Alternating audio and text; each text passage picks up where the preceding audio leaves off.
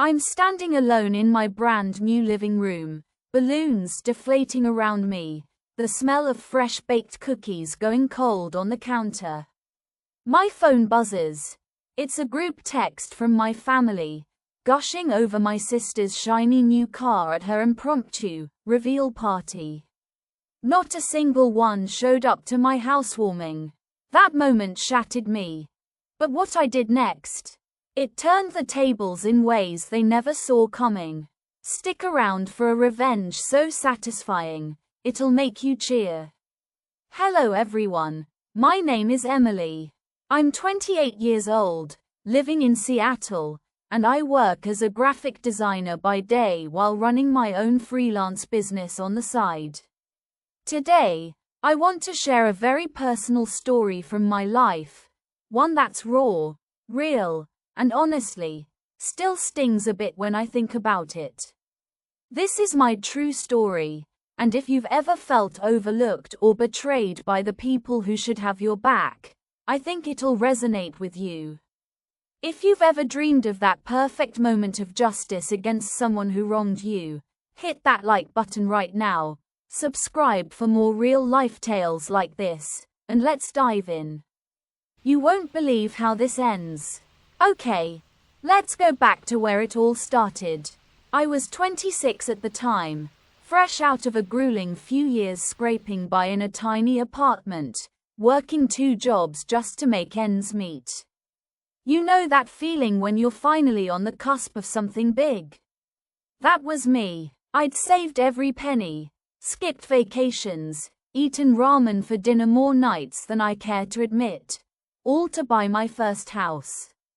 It wasn't some mansion.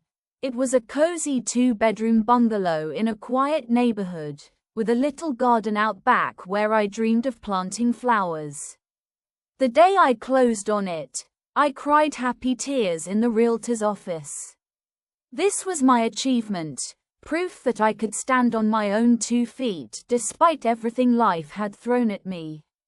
My family, well, let's talk about them. There's my mom, Diane. A woman who could charm a room but had a way of making you feel small if you didn't fit her perfect picture. Dad, Robert, was the quiet enabler, always nodding along to whatever Mom said to keep the peace. And then there's my younger sister, Sophia. Oh, Sophia. She was 24 then, the golden child in every sense. Pretty, outgoing, always the center of attention. Growing up, it was like she walked on water while I trudged through mud. If I got an A on a test, it was, good job. But if Sophia did, it was a family celebration with cake and praise. Mom would say things like, Sophia's just more vibrant, you know. She lights up a room. It stung, but I brushed it off, telling myself that's just how families are sometimes. Fast forward to the housewarming. I'd planned it for weeks. Sent out invites a month in advance. Nothing fancy, just a casual gathering with finger foods, some wine, and a chance for everyone to see what I'd built. My parents and Sophia were top of the list, of course. They RSVP'd yes, even seemed excited in the group chat. Can't wait to see your new place, Em. Mom texted. Sophia added a heart emoji. I spent the day before cleaning every corner, hanging string lights in the backyard, baking those chocolate chip cookies from Grandma's recipe. My heart was pounding with nerves and excitement. This was my moment to shine, to show them I wasn't the quiet, average one anymore. The day arrives. 2 p.m. rolls around, and I'm pacing the kitchen, glancing at the clock every 2 minutes. My friends start trickling in, a couple from work, my bestie from college. We chat, laugh, but I keep checking my phone. No texts from family. 3 p.m. Nothing. By 4, the party's in full swing with my small group, but there's this hollow ache in my chest. I force a smile, but inside, my thoughts are racing, maybe traffic. An emergency. Finally, at 4:30, my phone lights up. It's a photo in the family group chat. Sophia beaming next to a sleek red convertible, Mom and Dad flanking her with proud grins. The caption, "Surprise! Sophia's new ride." Couldn't resist a quick family celebration. Car running dash. My stomach dropped. I stared at the screen, the laughter from my friends fading into a distant hum. My hands trembled as I zoomed in on the photo. They were at Sophia's apartment, not even 5 miles from my new house. They'd chosen her, car reveal, over my housewarming. Not just skipped, actively ditched me for something as superficial as a car she probably financed on credit. I felt a hot flush creep up my neck, my throat tightening like someone had wrapped a hand around it. Tears pricked my eyes, but I blinked them back, not wanting my friends to see. Inside, though, a storm was brewing. How could they? I thought. After all I've done, helping with Sophia's college apps, lending money to Mom when Dad's job was shaky. And this is what I get. I excused myself to the bathroom, splashed water on my face, and stared at my reflection. My eyes were red-rimmed, my jaw clenched so tight it hurt. "You're nothing to them," the voice in my head whispered. Always second best. But underneath that hurt was something sharper. Anger. Raw, burning anger. I texted back a simple, "Congrats, Soph," because what else could I say without exploding? The party wrapped up early. My friends could tell something was off, but I waved it away with a weak excuse about a headache. That night, alone in my new house, the silence was deafening.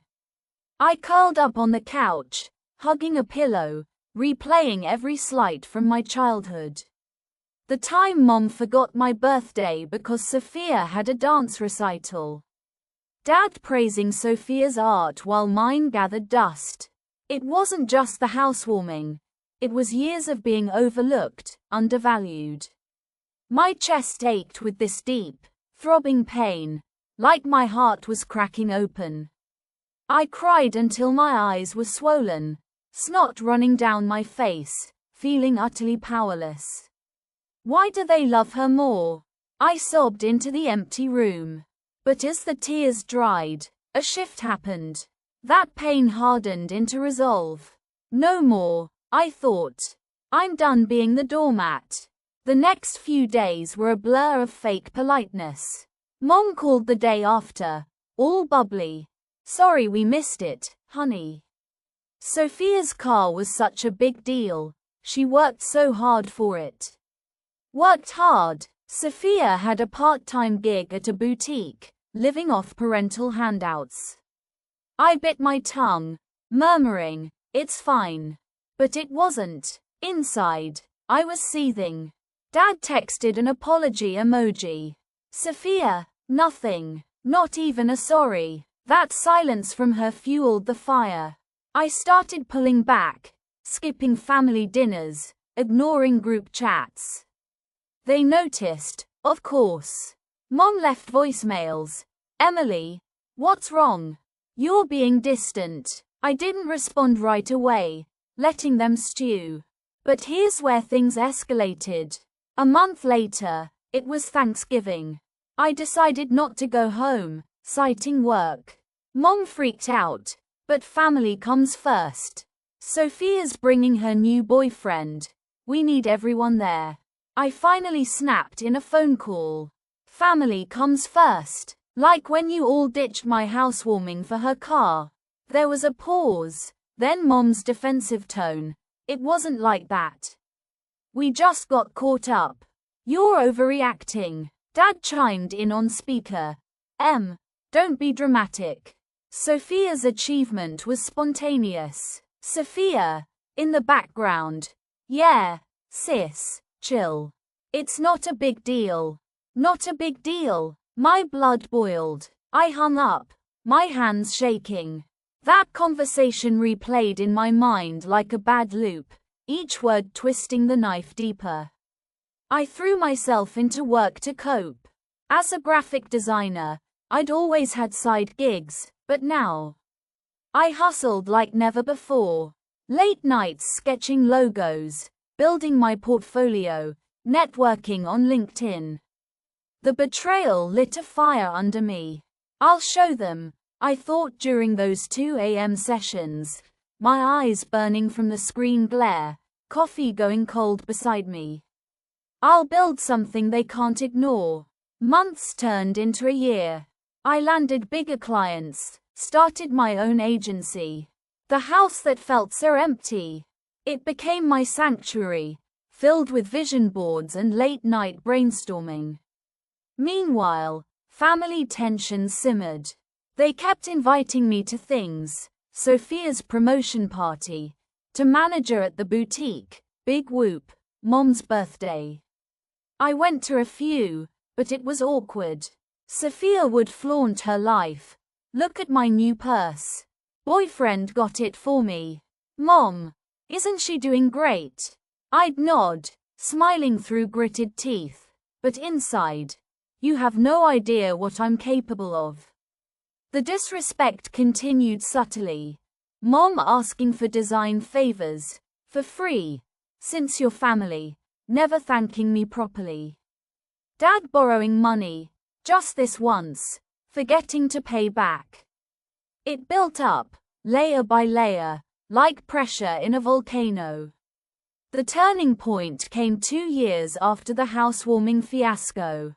My agency exploded. I pitched a major tech firm, landed a contract that skyrocketed my business. Revenue hit 6 figures. I hired a team, moved to a bigger office. But I kept it quiet from family.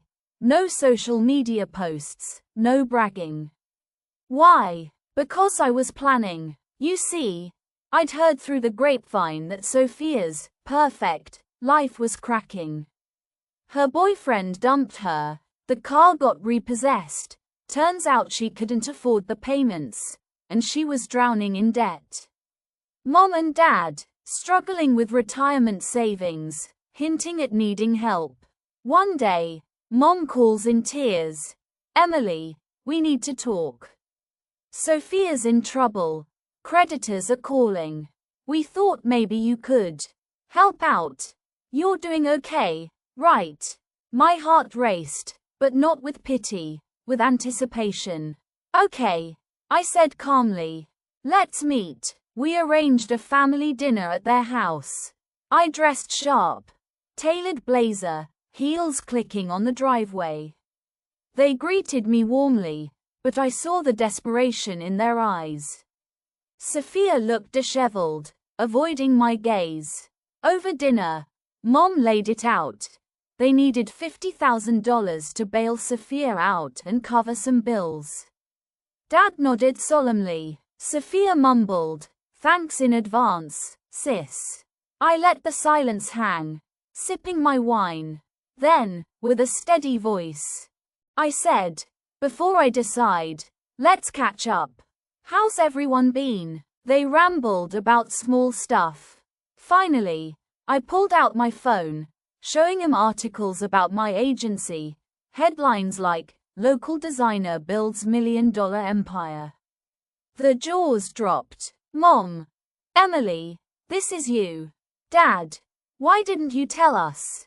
Sophia's face paled. I leaned back, crossing my arms. Because the last time I had something big, you all skipped it for Sophia's car.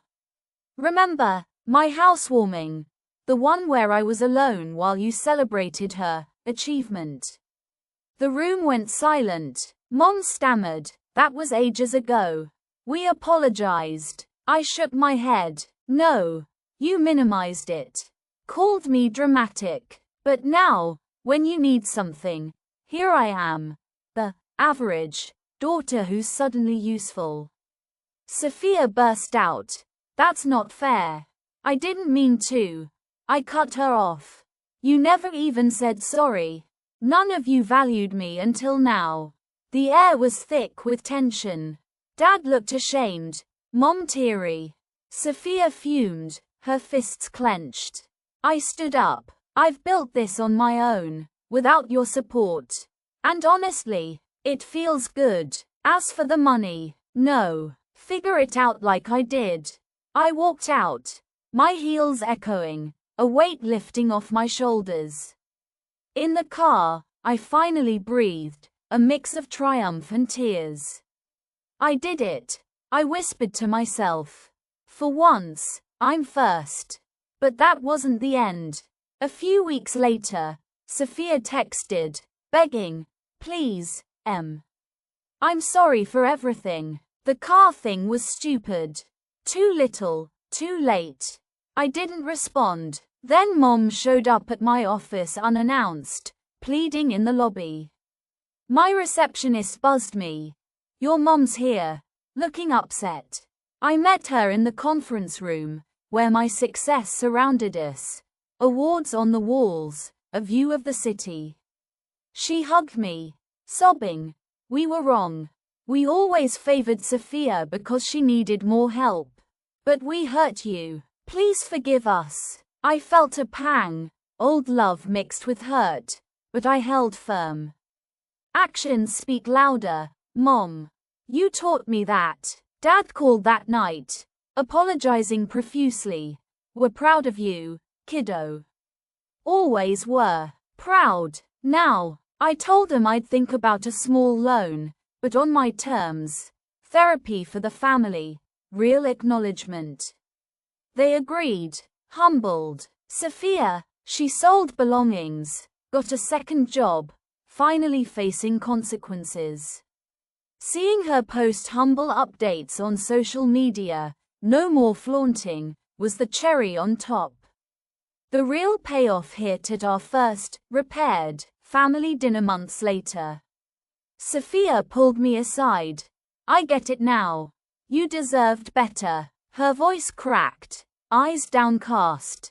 Mom and Dad toasted to Emily's success, their faces flushed with regret.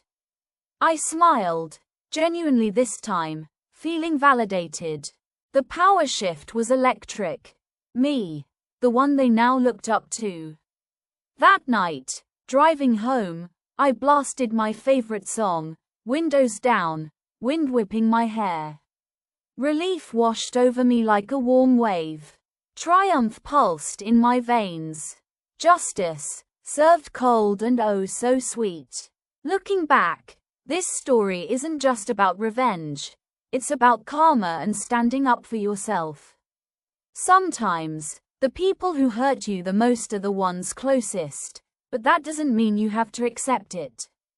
I learned that true validation comes from within, and justice. It feels even better when it's earned through your own hard work. What about you? Have you ever turned betrayal into fuel for success? It changed my life. Phew. That was intense, right? If this story fired you up or gave you those satisfying chills, smash that like button and drop a comment below. What's the most epic revenge or comeback you've ever seen or pulled off? Share your stories. I read every one. And if you want more real-life tales of triumph over betrayal, hit subscribe and turn on notifications. You won't want to miss the next one. Thanks for watching, everyone. Take care, and remember, never underestimate the quiet ones. See you soon.